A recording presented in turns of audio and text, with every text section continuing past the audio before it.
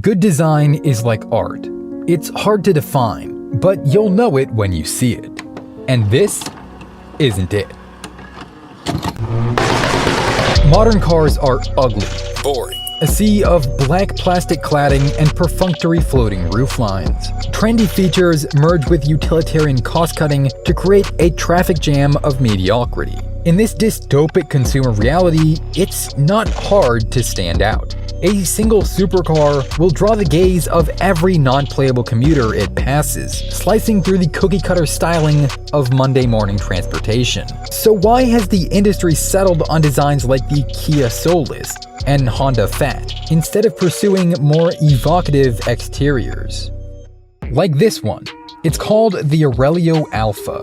Produced by a small team in Laguna, Aurelio has garnered a significant online following thanks to their unique design approach. The cars they make are reminiscent of McLarens and Ferraris. What makes it different? The Alpha is just a normal car.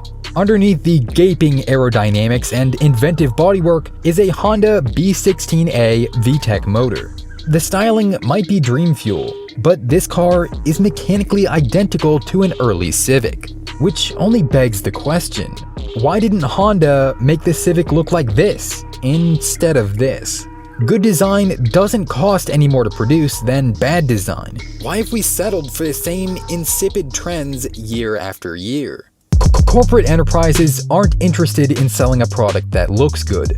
They're interested in selling a product that sells. And that means every car needs one main ingredient: broad mass appeal. In order to be palatable to the largest possible audience, designs are castrated, simplified, made to be as bland and utilitarian as possible.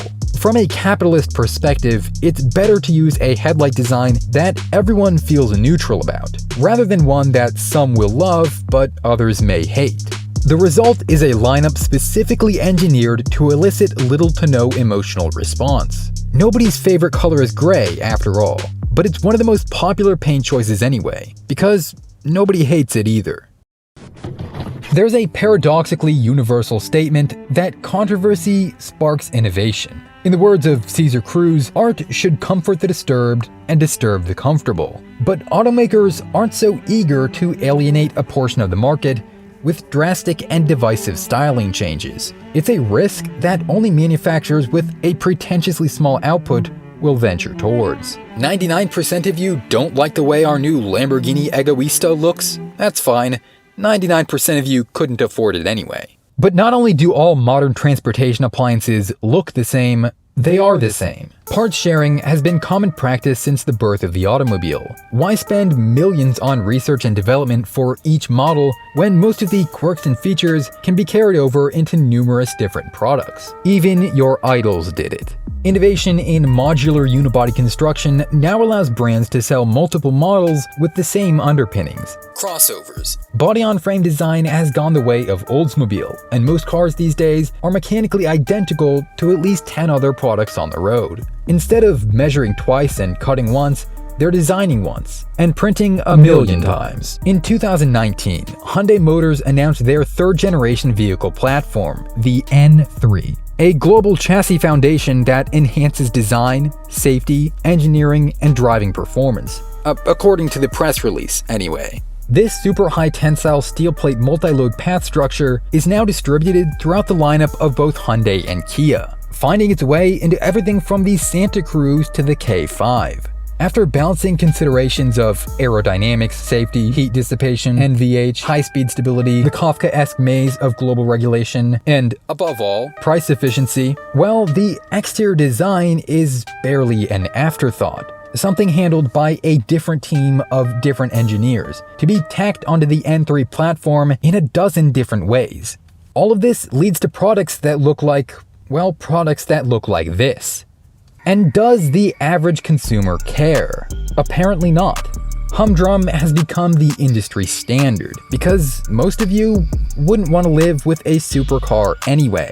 They're noisy, cramped, difficult to get in and out of. Even with a smaller and less powerful engine and less luxury items in the interior, they're still hard to maintain because of the design constrictions. Practicality is coveted over artistic styling for the average commuter. Despite all that leather and Alcantara, a Buick will always be more comfortable than a Lamborghini. Here's an example. Just go ask a Tesla driver why their car looks like a frog sat in a wind tunnel. To them, this entire video is like asking why electric toothbrushes don't look cooler, or why the Samsung smart fridge doesn't come with a Mona Lisa painted on the front. Cars are simply a tool. Some might argue that mediocrity will always arise from mass production. If every car looked like a Ferrari, then we would lose what makes that special, establishing a new norm, resetting any progress with inescapable ennui. If the standard of comparison was raised, more polarizing products would be required to stimulate the senses again. But I disagree. Beauty can be found beyond individuality, like a field of flowers. While no individual stands out, each part is nonetheless filled with intricate, attractive detail. But in our field of blacktop, all our flowers are the same shade of gray.